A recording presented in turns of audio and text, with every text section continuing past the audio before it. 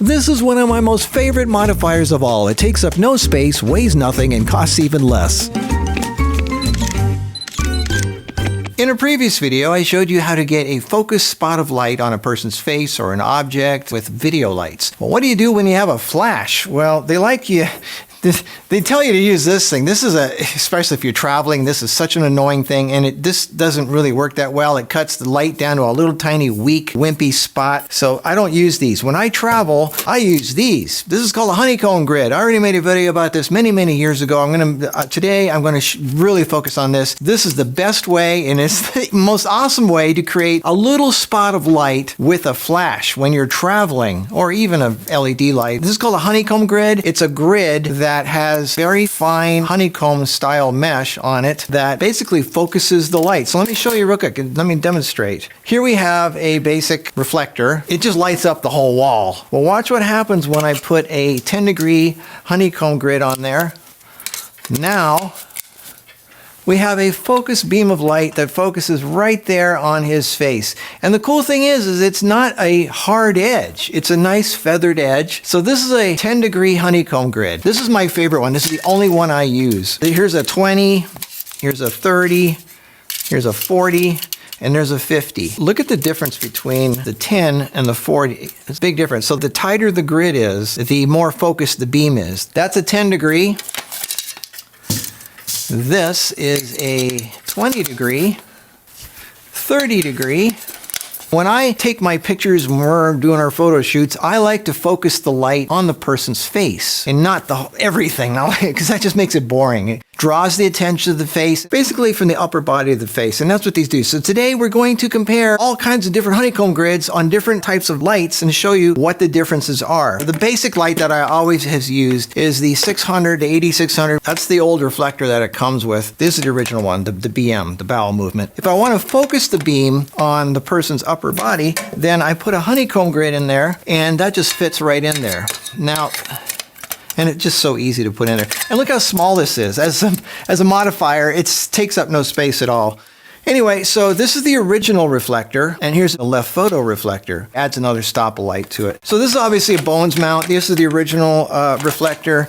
Here's the Neewer Q4. This has got the left photo reflector on there, and then I put my honeycomb grid in there. Like I said, I only use the 10 degrees. That's the one that I want to use for creating a little spot of light. What I did is I got as many grids as I could, and I put them on as many things as I could. The AD200 comes with the AD-S2 reflector, which really comes with a diffuser on it. But I don't know if a lot of people know this, but you can get a grid for that. It's not made by Godox, it's made by Quantum, which is what this is actually designed for originally. It came with the Godox 360. It comes with a set of 3. It's the Quantum QF77 set. It comes with a 10, a 20, and a 30. So here's what you get. It has these little clips on here. You clip it onto your AD-S2. I got 2 of them here. Here's what the pattern looks like when you use that. Here's the AD100. Now the AD100 comes with this kit, this modifier kit, which has a grid in there and has a dome, which I hate, and it comes with barn doors, a snoot, but the grid that comes on here, that snaps on here, this is a 20-degree grid, and it really doesn't make a narrow beam of light. This is what it looks like when you use it. I don't like this, so I don't even use those at all. I do like this thing though. This is actually pretty cool. The snoot, the rubber snoot, that just goes on here, and this gives you a really nice little spot of light. I use this in my Disney World shoot. I got some really nice beams of light with that. Godox does not make a 10-degree honeycomb grid, but the snoot works really good. It does cut down the light quite a bit though. Now you could also use the click Fresnel. It's made for Profoto, but it clicks on there also. It's magnetic. This doubles your light, adds another stop of light to your lens. That's generally what this uses for, but obviously the way it intensifies light is by focusing the beam more. So you do get a more focused beam. This is what it looks like when you use the Fresnel, and this is what it looks like when you use the rubber snoot. You can get a 10-degree honeycomb grid for this, but again, it's not from Godox, it's once again from Profoto, because Profoto has the same size magnetic stuff, and it comes in a set. The Profoto, the Click Grid Kit, comes with a 10 and a 20. They're magnetic. This is the 20, this is the 10. So again, that just clicks right on there. So here's what it looks like when you use the 10-degree Profoto Click Grid, and this is 20. So you can get a 10-degree grid for both the AD100 and the 200. That's really cool. Here's a Neewer Q200. I love this light. It also has a magnetic front. So what I like to do is I intensify the light with a Profoto Click Magnum. Clicks on there magnetically, and the Click Magnum happens to come with a grid that comes with the Magnum.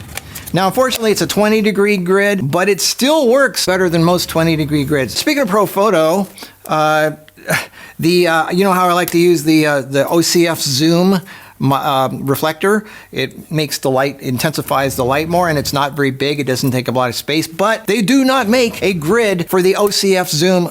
They make one for the Magnum, but it's only 20 degrees, but no grids for the OCF zoom. So I took one of the 7-inch grids. They're really cheap. You can get for $7 on Adorama. It's just paper thin aluminum, so you can cut it with scissors. So what I did is I just put it on here, I outlined it, and then I just cut this with scissors, and I used black electrical tape just to stick it on there. And here, I'll show you.